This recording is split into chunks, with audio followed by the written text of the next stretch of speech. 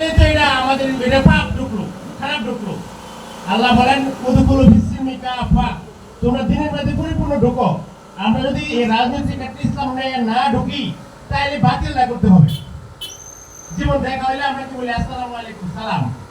সালাম যদি না দিতে ঢুকবো হ্যালো হাউ আর ইউ, ঠিক না? অথবা আদাব এটা ঢুকবো। আর সালাম দিলে অন্য কিছু ঢোকার সুযোগ নাই, কথা ঠিক না?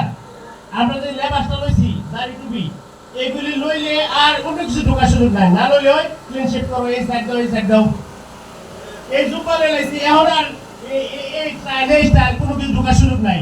এতে আমাদের একটু পুরো ইসলাম মতে চলতে পারবে, রাজি কিনা বলেন ভাইরা? দুনিয়া আজকে আমরা যে প্রেক্ষাপট দেশ পরিচালনা, দেশ পরিচালনা করতে যে একটা জিনিস লাগে, হাদিস আছে আল জিহাদু মা'আদিন ইলা ইয়াউমিল কিয়ামাহ, কিয়ামত পর্যন্ত জিহাদ চলবে। জিহাদ কঠিন কোনো জিনিস না, জিহাদ কোনো খারাপে করতে পারবে না। জিহাদ মানে সত্যকে প্রতিষ্ঠা করা। বলেন জিহাদ শব্দের অর্থ কি?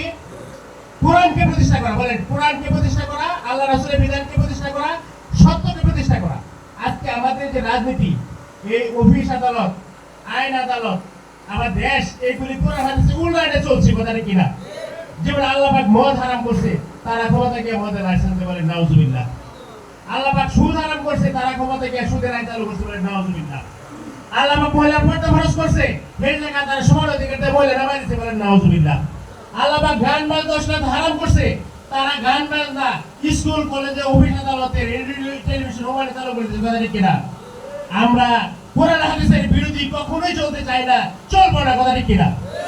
মদ তারা মদ আইন করছে, আমরা মদের সহযোগিতা করবো না, কথা ঠিক কিনা?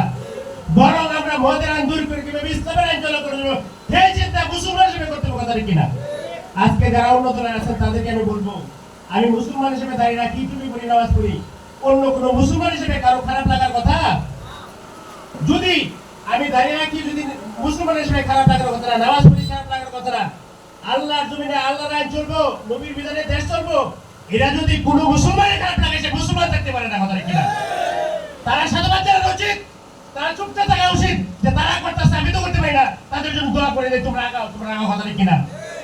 প্রত্যেক মুসলমানের জন্য নামাজ পড়া যেমন ফরজ, ইসলামের রাজনীতিতে চেষ্টা করাও কি ফরজ। এতে আমরা ফরজ হিসেবে এখানে আসছি, এর বাইরে থাকার কোনো সুযোগ নাই। আল্লাহ রাসূল সাল্লাল্লাহু আলাইহি ওয়াসাল্লাম বলে এক লোক ছিল, একজন লোক ছিল, তারা নবীর কাছে আসতে বলতো আমরা তোমাদের লোক, আবার যখন কাফেরদের লোক মিলতো কইতো আমি তোমাদের লোক। এরা মুনাফিক, এদের স্থান জাহান্নামের সমান নিচে। আমাদের পরিষ্কার থাকতে হবে। আজকে আমরা মসজিদে আই যাই, মানুষ কি দেখে কি দেখে না বাইরে বলেন? দেখে। দাঁড়িয়ে আসছি দেখে না কি দেখে না মানুষ? জুব্বা পড়ছি মানুষ দেখে কি দেখে না? তাহলে ইসলামের রাজনীতি করা গোপন কেন? প্রকাশ্য হবে, কথা ঠিক কিনা ভাইরা? প্রকাশ্যে ইসলাম হবে। ওমর রাদিয়াল্লাহু আনহু ইসলাম গ্রহণ করার পরে কি বলছিল? আমাদেরকে সেই ইসলাম নিয়ে চলতে হবে। এখানে কোনো গোপন টোপন বলতে কথা নাই, কথা কিনা? যেখানে গোপন, যেখানে হ্যাকমত সেখানে একমত, যেখানে প্রকাশ্য দরকার সেখানে প্রকাশ্য আমাদের দিনকে আগায় নিতে হবে। আর গুড বেটার বেস্ট একটা ডিগ্রি অফ কম্পারিজন একটা কথা আছে যে আমরা গুণের তিনটা তোর আছে, ভালো তার চেয়ে ভালো, এর চেয়ে ভালো, আমি অক্ষরে তোমাকে একটা সর্বনাশ বাদ দিয়া যেটা বানাতে পারে করবে এটা করবো, কথা কিনা? আজকে নেতা হিসেবে সামনে রাখতে চরমনায় পীর সাহেবকে, ইসলাম কোরআন হাদিস অনুযায়ী পীর সাহেবের চেয়ে ভালো নেতা এই বাংলাদেশে কি আছে? না।